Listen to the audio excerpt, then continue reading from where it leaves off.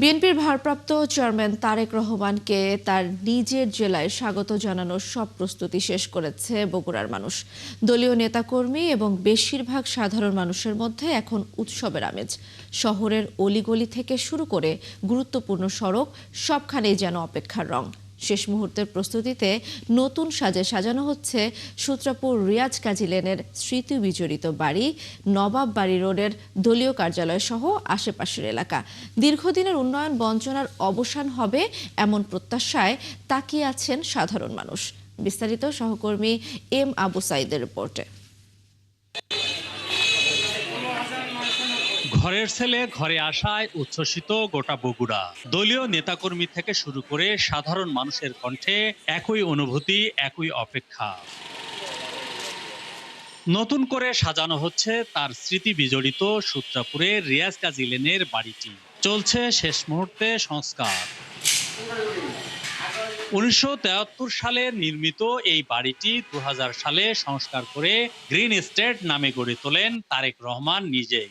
2001 সাল থেকে 2007 সাল পর্যন্ত রাজনৈতিক ব্যস্ত সময়ে বগুড়ায় এলে এই বাড়িটি ছিল রাজনৈতিক কর্মকাণ্ড পরিচালনার কেন্দ্রবিন্দু। বগুড়ার সন্তান আমাদের সামনে আসুক ঘরে ঘরে, আমরা এটাই চাই, আর আমরা সেই খুশি। বগুড়াবাসী অনেক বৈষম্যর শিকার হয়েছে, আমরা সকলেই চাই যে তার সাথে সামনাসামনি দেখা হোক। এইরকম রাষ্ট্রনায়কই বাংলাদেশের জন্য প্রয়োজন এবং সে যে ওয়াদাগুলো করেছে এগুলো আমরা আশা রাখি সেভাবে তার ওয়াদাগুলো পালন করবে। ব্যক্তি স্বার্থকে তারা প্রধান হিসেবে না দেখুক, দলীয় স্বার্থকে না দেখুক, শুধুমাত্র দেশের মানুষের জন্য যেটা করা উচিত, যেটা দেশের মানুষের জন্য যেটা করা কল্যাণকর হবে সেই জিনিসটা করা। নেতাকর্মীরা জানান, নির্বাচনের আগে বগুড়ায় এলে তারেক রহমান আবারও নিজের বাড়িতেই থাকবেন।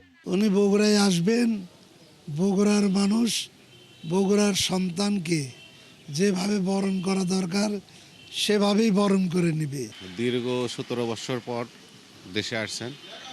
আমরা বগুড়াবাসী সহ আপাময় জনতা অধীর আগ্রহে আছে এক নজর তাকে দেখার জন্য। এই বাসাটা তার নিজের এবং তারই অর্থায়নে তৈরি।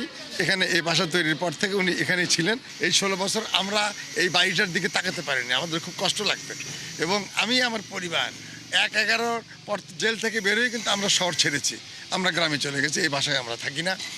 সেটা হলো শুধু পরিবেশের কারণে। দলের শীর্ষ এই নেতার প্রত্যাবর্তনের খবরে উচ্ছ্বাস লুকাতে পারছে না বিএনপির নেতাকর্মীরা। তাদের দাবি, বগুড়ায় যে উন্নয়ন চোখে পড়ে তার পেছনে রয়েছে তারেক রহমানের প্রত্যক্ষ ভূমিকা। তাই দীর্ঘ অপেক্ষার পর তারেক রহমানের আগমন ঘিরে বগুড়ার মানুষের মধ্যে এখন আবেগ, ভালোবাসা আর উচ্ছ্বাসের ঢেউ। S M Abu Sayeed, 71, Bogura. বিএনপির ভারপ্রাপ্ত চেয়ারম্যান তারেক রহমানকে তার নিজের জেলায় স্বাগত জানাতে দলীয় নেতাকর্মী এবং সাধারণ মানুষের মধ্যে এখন উৎসবের আমেজ। এ বিষয়ে আরো জানাচ্ছেন সহকর্মী এম আবু সাইদ।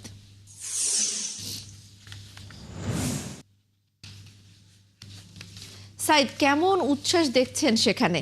কি বলছেন নেতাকর্মী সহ সাধারণ মানুষ? বিস্তারিত জানাবেন আমাদের।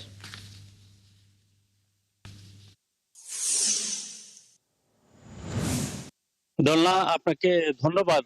আমি এখন আছি বগুড়া শহরের রিয়াজ কাজী লেনের সূত্রাপুরের বাসার সামনে। আপনি দেখছেন যে আমার পিছনে যে বাসাটি আছে, এই বাসাটি জনাব তারেক রহমান 2007 সাল পর্যন্ত কিন্তু এই বাসায় উনি থাকতেন এবং বগুড়ায় যখন রাজনৈতিক কর্মকাণ্ড পরিচালনা করতেন এই বাসায় চলে আসতেন। এবং এই রিয়াজ কাজী লেন সূত্রাপুরের বাসার আশপাশের মানুষের সাথে তার একটা গভীর সম্পর্ক গড়ে উঠেছিল।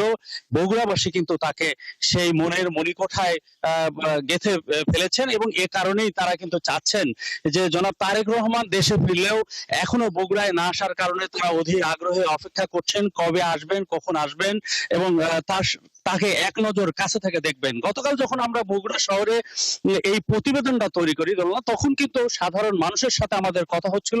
তারা কিন্তু বলছিলেন, ছোট ছোট বাচ্চারা বলছিলেন যে আমরা একটু তার সাথে হাত নেড়ে কথা বলতে চাই। অনেক বৃদ্ধ নারীরা বলছিলেন যে বাবা 2006-07 সালে তিনি যেভাবে সাধারণ মানুষের পাশে দাঁড়িয়েছিলেন, মানুষের মনের মণিকোঠায় তিনি যেমন স্থান করে নিয়েছিলেন, সেই আবেগ সেই ভালোবাসা থেকে তিনি তাকে দেখতে চান বগুড়াবাসী।